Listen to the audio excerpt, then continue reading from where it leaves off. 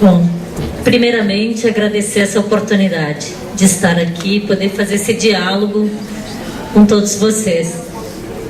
Dizer que tanto a professora Jane Paiva quanto a Annelise, eu acho que contribuem muito para a discussão que a gente vai fazer aqui. E eu fazia várias reflexões assim no momento em que a Annelise apresentava, né, na sua exposição, o que seriam propostas, né, quais foram as propostas de todos os encontros do ENEJA. Eu vou falar das políticas nacionais de educação de jovens e adultos pensadas a partir da proposta do Ministério da Educação, do Executivo, ao novo Plano Nacional de Educação. É um formato que nós pensamos, bom, se existe uma proposta de Plano Nacional de Educação, uma proposta que foi encaminhada ao Congresso pelo Ministério da Educação, nós fizemos um planejamento da Política Nacional de EJA em cima de algumas propostas, não contemplamos todas as propostas, e a Annelise, ela avança em algumas propostas, né, no caso das metas, né, meta 10, e vai avançando nas metas que trabalham a formação. Nós nos detivemos mais na meta 3, na meta 8 e na meta 9, para realizarmos um pouco esse planejamento da Política Nacional de EJA. Eu reafirmo que nós estamos num momento importante e muito importante da educação brasileira, quando nós estamos discutindo o Plano Nacional da Educação, que é para 2011, 12, na verdade, 2020. Bom, o resultado da CONAI, né? Qual era o tema da CONAI?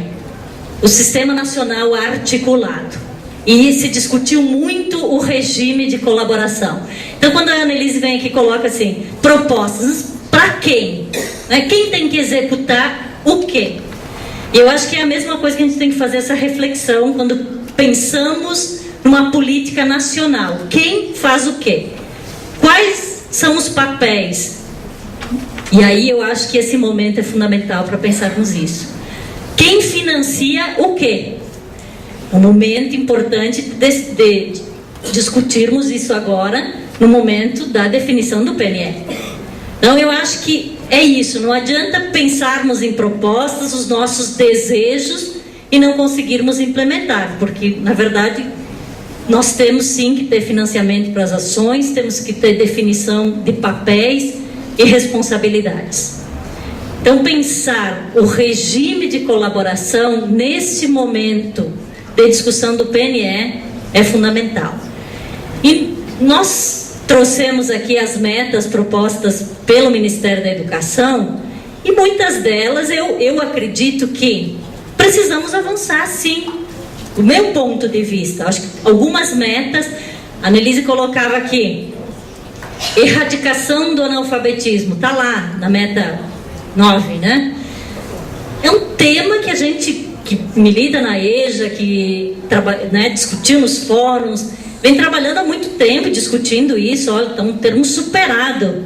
Agora, aparece como proposta do Ministério da Educação, porque as esferas de disputa elas estão em todas as instituições, né? Quem trabalha como gestor das secretarias estaduais, das secretarias municipais, dos conselhos, sabem que na própria instituição existem diferentes concepções, e eu acho que aí eu quero acreditar que a gente possa avançar nas metas propostas ao PNE agora na discussão no Congresso, embora tenhamos que lutar também para que não aconteçam recuos, tá? E nós estamos vindo de uma discussão, ou então de uma polêmica, de um ataque ao Ministério da Educação muito forte nesses últimos meses, e vocês acompanharam isso na mídia e na imprensa. Toda essa discussão da homofobia, vocês acompanharam o que foi isso. Uma pauta e uma temática importantíssima para a SECAT. E que tivemos recuo, sim. Né? A questão do livro didático na EJA, que foi apontada aqui, nós não tínhamos livro didático para a EJA. Este ano é o primeiro ano que está chegando nas escolas livros didáticos para a EJA. São perfeitos? Não. Precisamos pensar na qualificação desse material, de uma produção mais participativa, de um livro didático mais qualificado que de fato atenda a especificidade da EJA, sim. Agora, nós tivemos que defender com unhas e dentes o Programa Nacional do Livro Didático para a EJA, porque foi um bombardeio de deputados, de senadores, da mídia, dizendo que o livro didático da EJA, um dos livros, ensinava a falar errado. E quem acompanhou a discussão sabe que o que se estava discutindo ali era a linguagem culta, a linguagem popular, a norma culta, a linguagem popular. Então, assim, fazer essa defesa, tem que fazer essa defesa contundente, porque não foi fácil e não foi simples o processo, porque havia um desmonte, porque queriam simplesmente que o Ministério da Educação recolhesse os livros do PNLD-EJA. Então, assim, eu acho que a gente tem que cuidar com essas coisas, né? Então, ao mesmo tempo que nós temos que seguir no rumo do avanço, nós temos que cuidar para que não aconteçam os recuos, né, para as políticas de EJA. Então, esse é um primeiro cenário, vamos dizer assim, das políticas nacionais. Aqui, rapidamente, quais são os documentos de referência das políticas da educação de jovens e adultos, a legislação, aquilo que a Jane já colocou aqui de manhã, agora à tarde, né? No início da tarde, a lei das diretrizes e bases, as diretrizes curriculares e as diretrizes operacionais para a educação de jovens e adultos, aquelas que tratam da idade mínima, da certificação, etc. Um documento importante de referência para as políticas de educação de jovens e adultos é o Documento Nacional Preparatório à Sexta Confinteg. Muitos participaram desse processo, desde as oficinas sobre os diagnósticos da EJA em cada estado, os encontros estaduais, os encontros regionais, que culminaram então no encontro nacional em 2008, preparatório à Sexta Confinteg.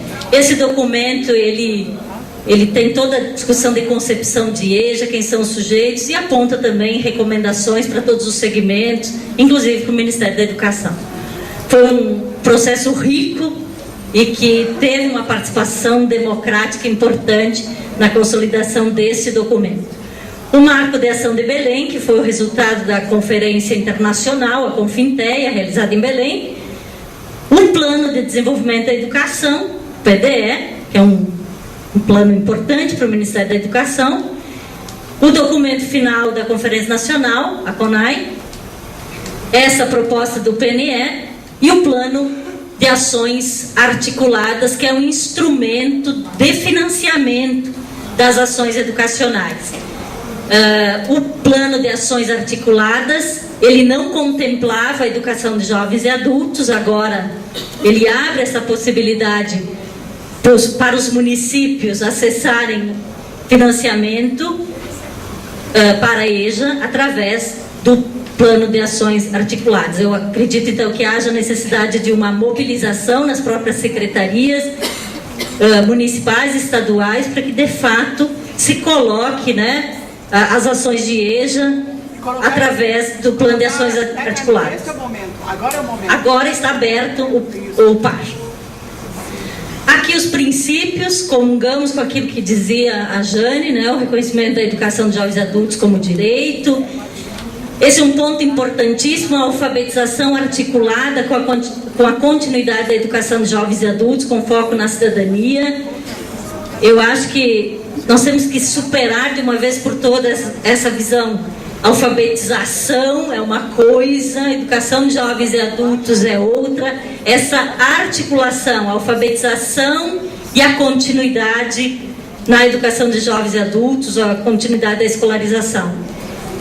o respeito às diversidades e a perspectiva interdisciplinar e intersetorial da educação de jovens e adultos. Não se fazeja sozinhos dentro de um Ministério da Educação ou de uma Secretaria de Estado, uma Secretaria de Município, também só nos movimentos sociais. Há necessidade de uma articulação de ações, que é o que foi proposto aqui como tema desse fórum. Os desafios: ampliar e qualificar a oferta da educação de jovens e adultos no contexto da educação básica, dispondo de múltiplas formas e espaços formais e não formais de ensino e aprendizagem.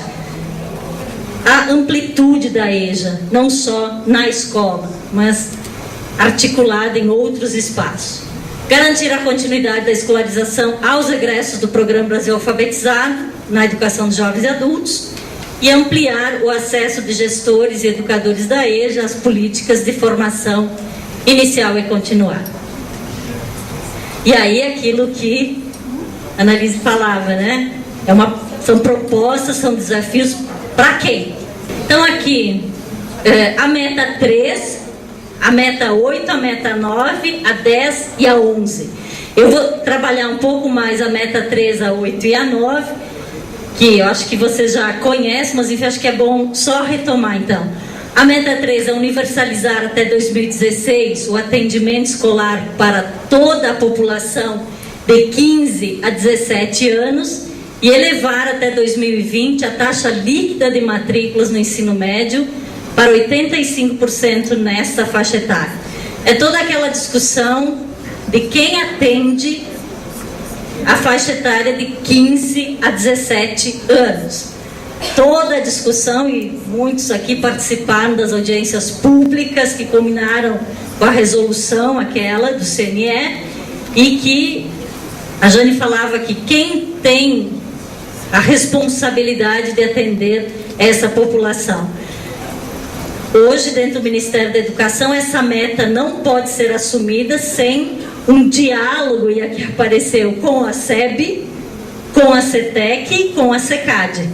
São as 3 secretarias que têm uma responsabilidade muito grande com relação ao atendimento dos 15 aos 17 anos.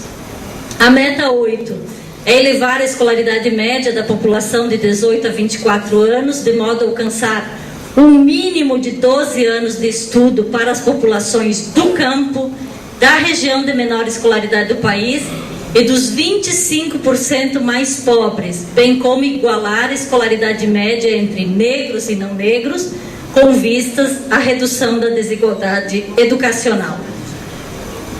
Essa é uma meta que trata aqui da nossa modalidade, né, da educação de jovens e adultos. Nas emendas que nós tivemos acesso agora, estamos fazendo um estudo de todas as emendas que foram propostas no Congresso. Tem aí mudanças, por exemplo, de ampliar o tempo mínimo lá, elevar para mais tempo, ao invés de 12 anos de escolaridade, ou ampliar o tempo, ou ampliar a faixa etária. Enfim, tem várias propostas aí de modificação desta meta, né? Inclusive de não ter esse extrato assim de 18 a 24 anos, a partir dos 15 anos em diante, para todo mundo. Então, assim, é uma meta que vai causar uma certa polêmica. Eu acho que dentro do Congresso não há um consenso em relação a essa meta, se ela fica ou se ela amplia, e aí tem a questão do recurso, quem financia o quê, tá? Que não adianta ampliar para todo mundo e aí não ter o recurso para dar conta de uma meta como essa. A meta 9 é elevar a taxa de alfabetização da população de 15 anos ou mais para 93,5, erradicar aquilo que eu falei. Tem proposta de emenda que suprime, né, essa questão da erradicação, e então eu considero que possa ser um avanço. A meta 10, oferecer no mínimo 25% das matrículas da educação de jovens e adultos na forma integrada da educação profissional nos anos finais do ensino fundamental e no ensino médio. e duplicar as matrículas da educação profissional de nível médio, assegurando a qualidade da oferta. Aqui nós colocamos alguns indicadores só para mostrar o desafio que isso significa.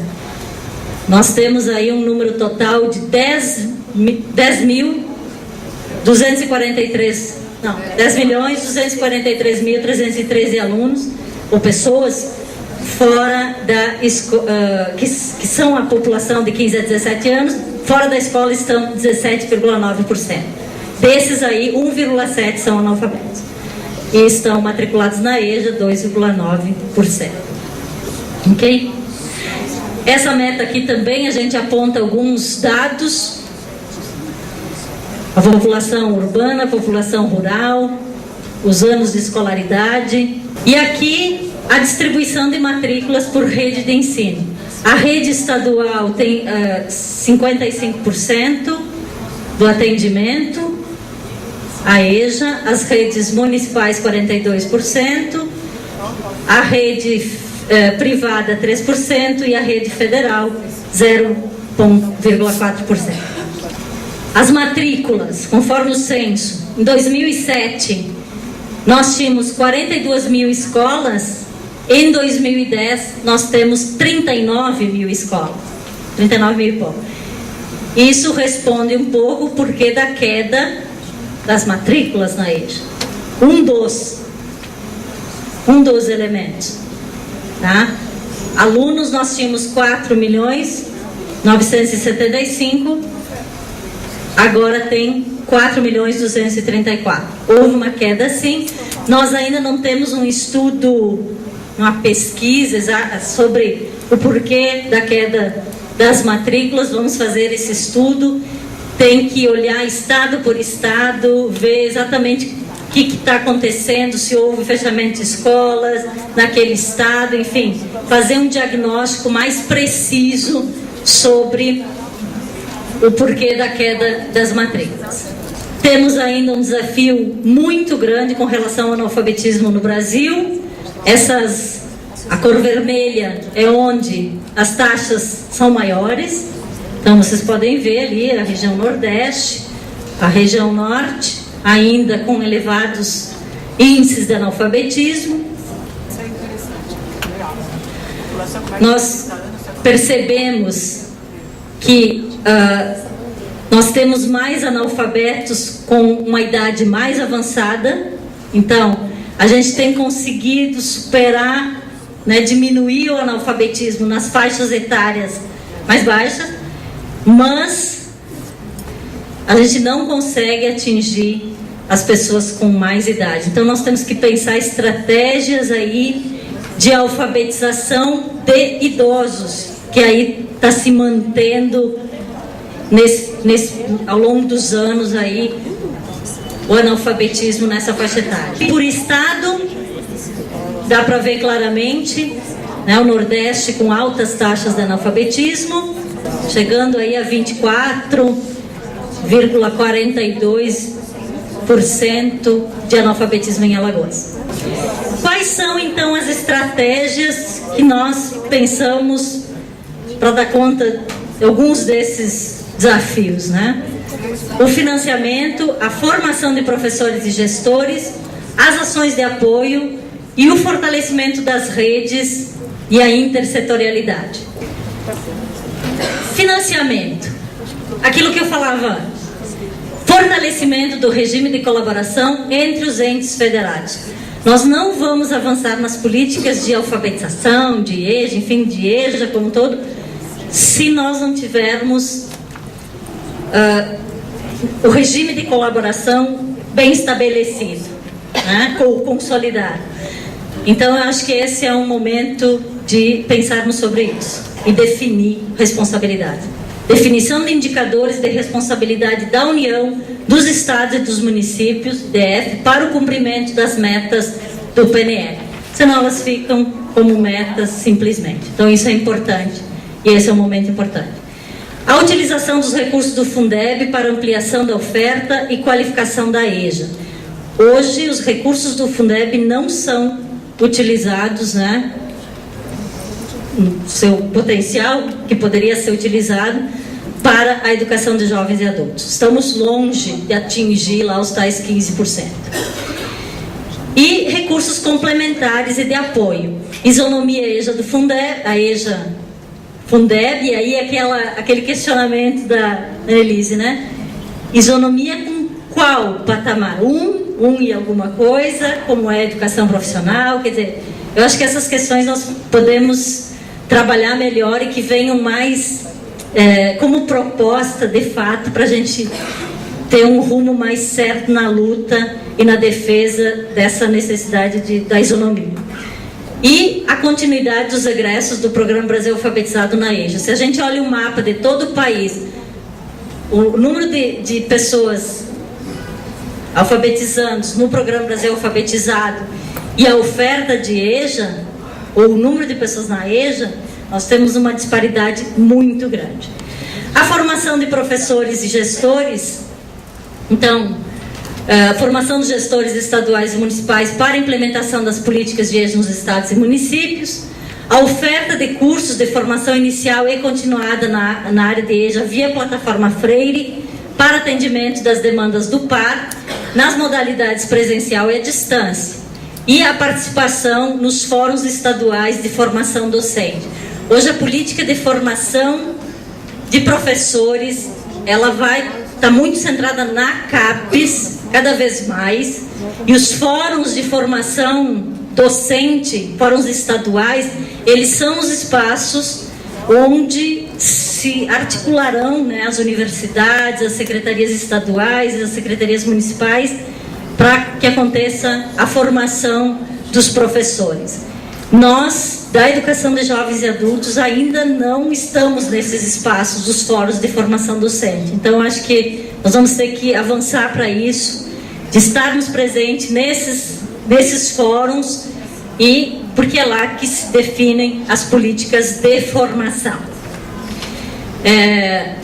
Acompanhamento dos cursos de formação em andamento, nós temos aproximadamente 18 mil vagas vagas, enfim, ocupadas por professores das redes públicas que estão fazendo cursos na área ou de educação de jovens e adultos, mediadores de leitura para a educação de jovens e adultos e produção de material didático para a diversidade. Então, é um espaço conquistado, né, nas políticas de formação e que elas estão acontecendo. Tem um movimento importante que o MEC chama as universidades para construir o curso, os módulos, há um diálogo fecundo, vamos dizer assim, com as instituições formadoras, na perspectiva de um currículo e um programa, né, de formação mais o adequado e específico para isso. E a formação dos membros das comissões da agenda territorial, nós queremos dar continuidade ao curso de gestão social, já iniciado o ano passado, para os membros dos fóruns de EJA e da agenda territorial, que foi organizado com apoio da SECAD, organizado e implementado pela UNB, parceria com o Unesco e CAI, e que nós queremos dar continuidade agora, esse ano, para mais turmas para a formação em políticas sociais, no curso de gestão social.